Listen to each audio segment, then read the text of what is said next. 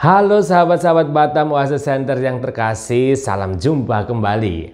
Meskipun Gereja Katolik menyiapkan hari-hari liturgis khusus untuk Bunda Maria, Santo Yosef, dan Yesus secara terpisah, tetapi Gereja Katolik juga mempersembahkan satu hari khusus untuk ketiga pribadi tersebut dalam satu kebersamaan sebagai sebuah keluarga.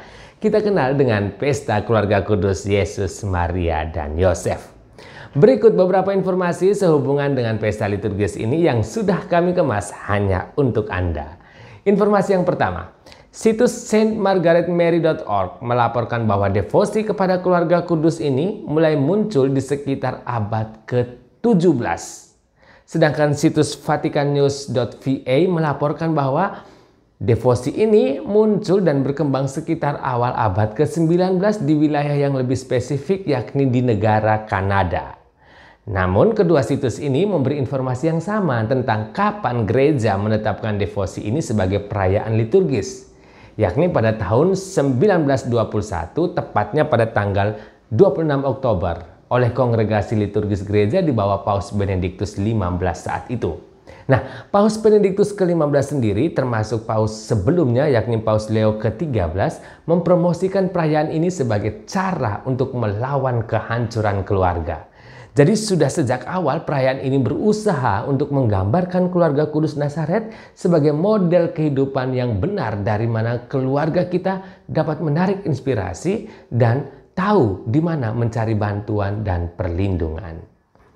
Informasi yang kedua, sejak awal penetapannya hingga tahun 1969, Pesta Keluarga Kudus Nazaret ini dirayakan di hari Minggu setelah Epifani atau setelah penampakan Tuhan Yesus. Artinya dirayakan di luar masa Natal.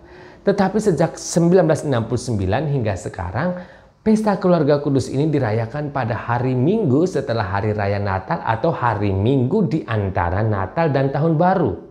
Tetapi jika hari Natal jatuh pada hari Minggu, yang pastinya Tahun Baru juga jatuh pada hari Minggu juga, maka Pesta Keluarga Kudus Nazaret dirayakan pada tanggal 30 Desember. Nah, jika dirayakan pada tanggal 30 Desember atau di hari bukan hari Minggu, maka sesuai dengan tingkat kemeriahannya dalam liturgi, yakni pesta, maka kehadiran umat tidak diwajibkan. Masih ingat ya perbedaan antara pesta dan hari raya? Informasi yang ketiga, Pesta Keluarga Kudus bukan hanya tentang keluarga kudus Nazaret, tetapi juga tentang keluarga kita masing-masing.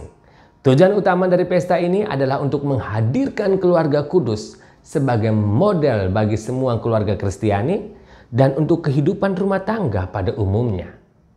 Kehidupan keluarga kita menjadi dikuduskan ketika kita menjalani kehidupan gereja di dalam rumah tangga kita. Ini disebut gereja domestik atau keluarga sebagai miniaturnya gereja. Santo Yohanes Chrysostomus mendesak semua orang Kristiani untuk membuat setiap rumah mereka menjadi gereja keluarga. Dan dengan berbuat demikian, kita menguduskan keluarga kita. Bagaimana seorang menghayati gereja dalam keluarga? Cara terbaiknya adalah dengan menjadikan Kristus sebagai pusat kehidupan keluarga dan pusat setiap individu dalam keluarga tersebut.